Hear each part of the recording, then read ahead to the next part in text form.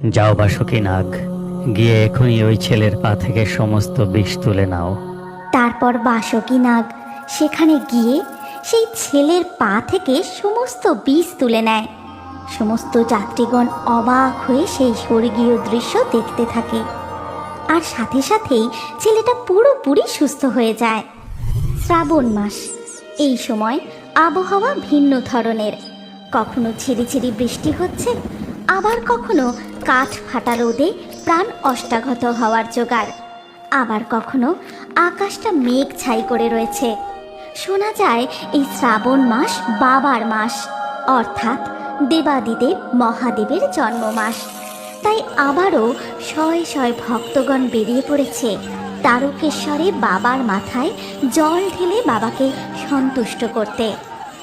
भोले बाबा पार करेगा, त्रिशूलधारी पार करेगा, ओम बम हर हर महादेव, हर हर महादेव, भोले बाबा पार करेगा, जटाधारी पार करेगा, हर हर महादेव, हर हर महादेव। ছোট থেকে বড়, জোয়ান থেকে বুড়ো, সবাই একই ছন্দে পায়ে পা মিলিয়ে এগিয়ে চলেছে তারকেশ্বরের উদ্দেশ্যে। দূর দূরান্ত থেকে তারা পায়ে হেঁটে এখানে আসে নিজেদের মনস্কামনা পূর্ণ করতে। এইভাবে দিনের আলো পেরিয়ে ধীরে ধীরে সন্ধ্যা নেমে আসে। এমন সময় এক বৃদ্ধা, ভোলে বাবা পার করেগা, ত্রিশূলধারী পার করেগা, আমি যে আর হাঁটতে পারছি না বাবা। তখন সেই বৃদ্ধার ছেলে বলে, মা, তোমাকে কতবার বারণ করলাম, এই বয়সে তোমাকে আর আসতে হবে না। তুমি আমার কোনো কথাই শুনলে না। এবারে না হয় আমি একাই আসতাম।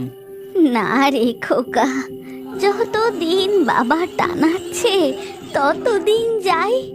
বাবা না ডাকলে কি কেউ আর যেতে পারে? ঠিক আছে ঠিক আছে, হ্যাঁ, এখন তুমি ওই ফাঁকা জায়গাটায় বসে একটু জিরিয়ে নেবে, চলো তো, তারপর না হয় যাওয়া যাবে। তারপর বৃদ্ধার ছেলে ধরে ধরে বৃদ্ধাকে নিয়ে যায়, কিন্তু হঠাৎ করে অন্ধকারে ঘাসের মধ্যে সে একটা সাপের লেজে পা দিয়ে দেয়, আর পা দিতেই কি হলো, কি হলো খোকা তোর? তুই এইভাবে চিৎকার করলি কেন? ততক্ষণে বৃদ্ধার ছেলের মুখ দিয়ে ফেনা বেরোতে শুরু করেছে। তখন পাশের এক ব্যক্তি বলে, কি, এই ছেলেকে যে সাপে কেটেছে? ওই যে ওই দেখ, ওই দেখো, ওই দেখো, সাপটা যাচ্ছে। হে আমার কি সর্বনাশ হলো গো! তোমার কেমন বিচার বাবা! সেই কোন দূর থেকে মনে ভক্তি নিয়ে তোমার ধানে জল ঢালতে যাচ্ছি, আর সেখানে যেতে গিয়ে কিনা এমন বিপদ! রক্ষা করো বাবা, রক্ষা করো, আমার ছেলের প্রাণ তুমি ফিরিয়ে দাও। তখন স্বর্গে বসে দেবাদিদেব মহাদেব, তোদের শ্রদ্ধা ও ভক্তি দেখে আমি সন্তুষ্ট হয়েছি। আমি আমার কোনো ভক্ত বা যাত্রীগণকে কখনো নিরাশ হতে দেব না। সমস্ত বিপদে আপদে তোদের পাশে ঢাল হয়ে থাকব। যাও বাসুকি নাগ, গিয়ে এখনই ওই ছেলের পা থেকে সমস্ত বিষ তুলে নাও। মহাদেবের আদেশ মতো বাসুকি নাগ মহাদেবের গলা থেকে নেমে মর্তে সেই যাত্রীদের কাছে যায়। তাকে দেখে এক যাত্রী বলে ওঠে, ওই দেখো, আরো একটা কালো সাপ আসছে, এক্ষুনি ওটাকে মেরে ফেলো, না হলে আবার কাউকে কামড়ে দিতে পারে। না না, এই সাপটাকে মেরো না গো, এই সাপটাকে দেখেই অলৌকিক মনে হচ্ছে, নিশ্চয়ই প্রভু রক্ষা করবেন। তারপর বাসুকি নাগ সেখানে গিয়ে সেই ছেলের পা থেকে সমস্ত বিষ তুলে নেয়। সমস্ত যাত্রীগণ অবাক হয়ে সেই স্বর্গীয় দৃশ্য দেখতে থাকে, আর সাথে সাথেই ছেলেটা পুরোপুরি সুস্থ হয়ে যায়। জয় ভোলা মহেশ্বরের জয়, জয় দেবাদিদেব মহাদেবের জয়, জয় দেবাদিদেব মহাদেবের জয়। তারপর সেই বৃদ্ধার ছেলে বৃদ্ধাকে কাঁধে তুলে নিয়ে এগিয়ে চলে। এমনই এক সোমবারে তারকেশ্বরের মন্দিরে জল ঢালতে বেরিয়ে পথের পাশে এক চায়ের দোকানের সামনে চার বন্ধু, কি রে ভাই, অনেকক্ষণ তো বিশ্রাম নেওয়া হলো, এবার চল হাঁটা শুরু করি। আরে এখনো অনেক পথ হাঁটতে হবে যে। না রে ভাই, আমি আর পারছি না, আমার পা দুটো একদম চলছে না, আমি আর যেতে পারবো না। আমি এখান থেকে ট্রেন ধরে বাড়ি ফিরে যাচ্ছি। হ্যাঁ ভাই, তোরা যা ভাই, আমিও রাহুলের সাথে বাড়ি ফিরে যাচ্ছি রে। ঠিকই রে, বাবার মাথায় জল ঢালতে বেরিয়ে অর্ধেক রাস্তায় এসেই তোরা বাড়ি ফিরে যাবি? এই, এটা কি করে হয়? এতে যে বাবা রুষ্ট হবেন।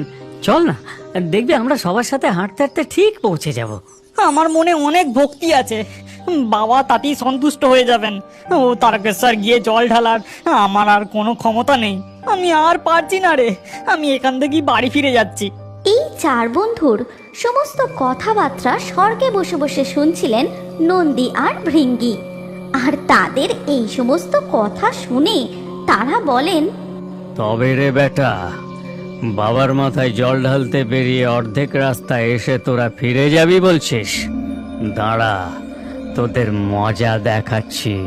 কিরে ভেঙ্গি, আমি যেটা ভাবছি তুইও কি সেটা ভাবছিস? তারপর চায়ের দোকানে বসে চার বন্ধু হঠাৎ করে তাদের পিছন থেকে এক ভয়ঙ্কর গর্জন শুনতে পায়। এই, এটা কিসের গর্জন রে? ওই দেখ, পিছনে দুটো খেপা ষাঁড়। এই ষাঁড় দুটো তো আমাদের দিকে আসছে মনে হচ্ছে, ভাগ! তারপর সেই ষাঁড় দুটো তাদেরকে তাড়া করতে থাকে, আর চার বন্ধু ঊর্ধ্বশ্বাসে সেখান থেকে দৌড়তে শুরু করে। ওরে বাঁচাও, বাঁচাও, বাঁচাও, বাঁচাও, এই পালা, তারা দিক বিদিক শূন্য হয়ে মাঠ পেরিয়ে এগুলি সেগুলি দিয়ে দৌড়তে থাকে, আর সেই ষাঁড় দুটিও সমানে তাদের তাড়া করতে থাকে। তারা যেদিকেই যায় সেই ষাঁড় দুটিও তাদের পিছু নিতে থাকে। এইভাবে দৌড়তে দৌড়তে তারা প্রচণ্ড হাঁপিয়ে গিয়ে একটা জায়গায় গিয়ে থামে। তারপর মাথা তুলতেই দেখতে পায় তারা একদম মন্দিরের গেটের সামনে এসে দাঁড়িয়েছে। এরপর পিছন ফিরে দেখে যে সেই ষাঁড় দুটিও আর তাদের পিছনে নেই। চার বন্ধু বাকরুদ্ধ হয়ে শুধু একে অপরের মুখের দিকে তাকিয়ে থাকে। আর ওদিকে তখন দুধ পুকুরে, মা মা, আমি একটু জলে নেমে স্নান করে আসবো, জলটা দেখে আমার খুব স্নান করতে ইচ্ছা করছে। না বাবা, তুমি একা পারবে না, পুকুরে অনেক জল।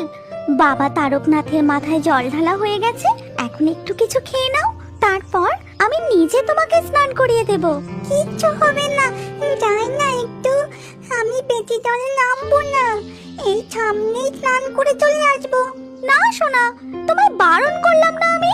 কিন্তু মায়ের চোখের পলক পড়তেই ছেলেটি পুকুরের দিকে নামতে থাকে, আর ঠিক তখনই ঘাটের শ্যাওলায় পা পিছলে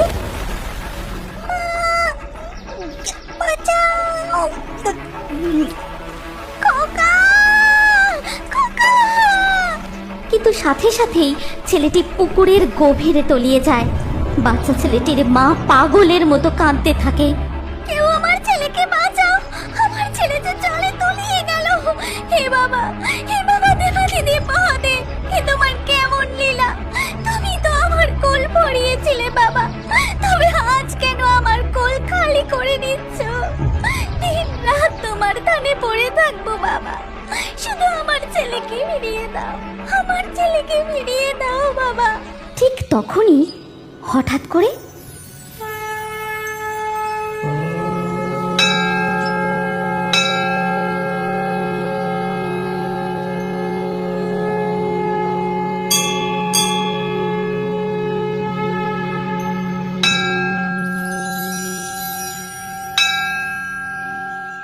এই নাও গো তোমার ছেলে। বাচ্চা ছেলেকে কেউ এইভাবে পুকুরে নামতে দেয়? ভাগ্যিস সেই সময় আমি স্নান করছিলাম, তাই তোমার ছেলেকে বাঁচাতে পারলাম, না হলে আজ কি দুর্ঘটনা ঘটতো বলো তো? তুমি চিন্তা করো না মা, তোমার ছেলে একদম সুস্থ আছে। ভোলা বাবার পুজো দিতে আমার দেরি হয়ে যাচ্ছে, আমি মন্দিরে যাই। এই কথা বলেই সেই লোকটি পুকুর ঘাট থেকে মন্দিরের ভিতরে চলে যায়। বাচ্চাটির মা শুধু এক দৃষ্টে তার দিকে তাকিয়ে থাকে, কোনো কথা বলে না। তারপর এক পুরোহিত মশাই বাবা তারকনাথের পুজো করবে বলে মন্দিরে প্রবেশ করেন, আর মন্দিরের ভিতরে দেখে সেখানে সেই লোকটি নেই। মন্দির পুরো ফাঁকা।